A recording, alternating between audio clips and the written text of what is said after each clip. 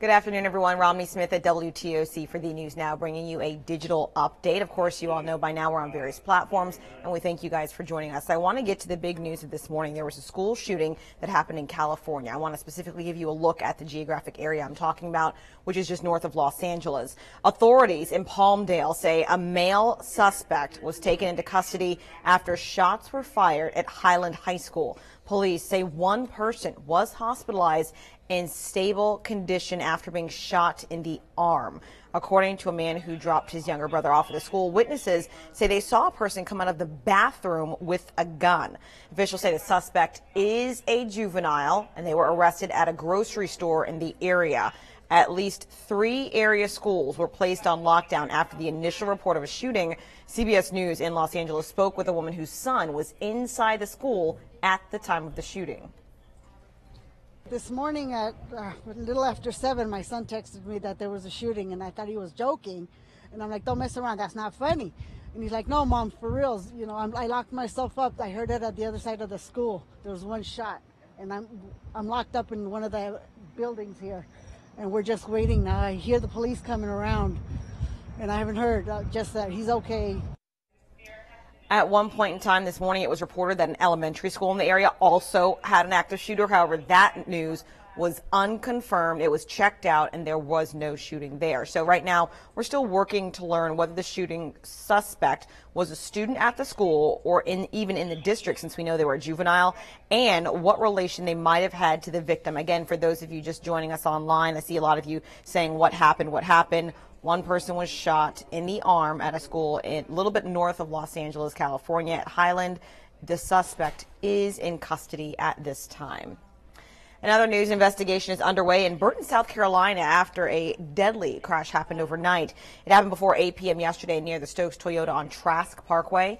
The Burton and Beaufort Fire Departments found an SUV crashed into the tree line. The female driver died at the scene. The male passenger was removed from the vehicle and taken to the hospital in critical condition. The cause of that crash is under investigation right now, and WTOC is working to learn the names of both the man and woman involved. Of course, they will be released once the family is notified and once that man who survived is in better condition. Well, this Saturday, there will be a memorial held to honor the 9 Puerto Rican Air National Guardsmen who died in that C-130 crash that happened in our area last Wednesday on Highway 21 in Port Wentworth. The mayor is inviting everyone out to Port Wentworth Festival Grounds Saturday night at 6 p.m. He hopes for a huge turnout. He's inviting churches, city leaders, and, of course, the first responders who were first at the scene to the plane crash. And they say if you can't bring flowers, that's okay. They will take well wishes, and Port Wentworth will provide candles for everyone to light. Again, that going on this Saturday evening. Well, switching gears, it's going to be a great weekend for beach activities. As you know, the weather has been really nice in our area. Professional volleyball players are actually here. They're going to be heading to Tybee Island for the 9th annual EVP Beach Bum Volleyball Tournament. WTOC's Zach Logan has more on that. It is definitely a busy weekend for Tybee Island. A lot of events going on, especially when we're talking about this year's Beach Bum Volleyball Tournament. Take a look. Preparations are already underway. People have been setting up since around 7 this morning, getting ready for this big tournament. And I can tell you this is a big weekend for Tybee. The beach will host professional volleyball players from around the country. They'll also be competing for cash prizes as well as spots in the 2018 World Tournament set to happen later this summer in Virginia. Now for you, this means a chance to watch some of the action set to happen here on the beach. You could also get the chance to interact with some of the pros and participate in some of the contests and win some prizes. We'll have what we call center courts with music and our DJ. And then throughout the day, probably every 2 hours, we do what's called our bump to the buckets contest and our serving contest. So the general public can come out and, earn something, get some type of award. And those volleyball nets that you see behind me were actually set up by EVP around 5 years ago, but they keep them up here so folks can enjoy them all year long. He says that they continue to make sure that they're well taken care of so people can continue to enjoy beach volleyball here on Tybee. Reporting on Tybee Island, Zach Logan, WTOC News. So it's a really good thing that we are expecting really nice, warm, dry weather on Saturday, but on Sunday, the chances change a little bit. WTOC meteorologist Cutter Martin has more on the rest of today and this weekend. Mid-afternoon to early evening that we could see a couple of isolated pop-up showers well north and also west of the city of Savannah, but notice how many folks are remaining dry this afternoon, and as soon as that sun begins to get lower on the horizon, we'll see that rain chance already very, very slim dry up altogether. Temperature-wise today, it's going to be a hot one out there. Actual high temperatures, low to mid-90s. Your feels-like temperatures in the low to mid-90s with plenty of sunshine. We'll be keeping you updated on the heat. Going to be a hot Saturday and a pretty warm Mother's Day as well. You can get that forecast below in the weather app.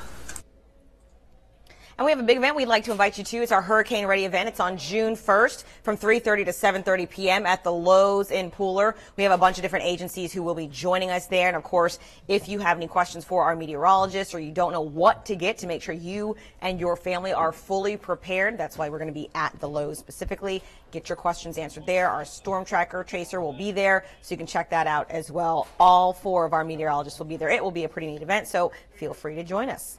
All right, for those of you just joining us, I want to recap our big story right now. There was a high school shooting in California that happened this morning. This is a map of where I'm talking about, north of Los Angeles, kind of closer to Bakersfield. It was at Highland High School. So authorities in Palmdale said a juvenile male suspect was taken into custody after shots were fired at Highland High School. One person was hospitalized after being shot in the arm. That person is okay and stable. We do not know the relationship between the shooter and the victim at this time. We don't even know if that person was a student at the school or even within the district. We're still working to find that out. Keep in mind, at least 3 area schools were placed on lockdown. There were some reports that the person who was the shooter might have traveled to another school, or there might be a secondary shooter at an elementary school. Those reports were false. All schools were locked down because of the active shooter at the one high school. So for those of you just tuning in, a little north of Los Angeles, there was a school shooting. The victim is okay and hospitalized at this point, and the juvenile male is under arrest, being questioned right now. I'm sure we will have more information on that shortly. A lot of you weighing in on Facebook right now, wondering what was going on with him, if he had mental issues. The kids are okay. This is horrible. I'm praying that's exactly what's going on right now. The investigators are questioning this young man, asking him questions, trying to figure out what might have motivated him to do this or what the relationship was with the victim, if that was in fact the intended target. So a lot more to come on this particular high school shooting. The good news is that no one died and not a lot of other people were injured. So we have much more to get to. We'll have another digital update coming for you at 3 o'clock. Until then, you can always reach us online at WTOC.com as well as our social media pages. See you then.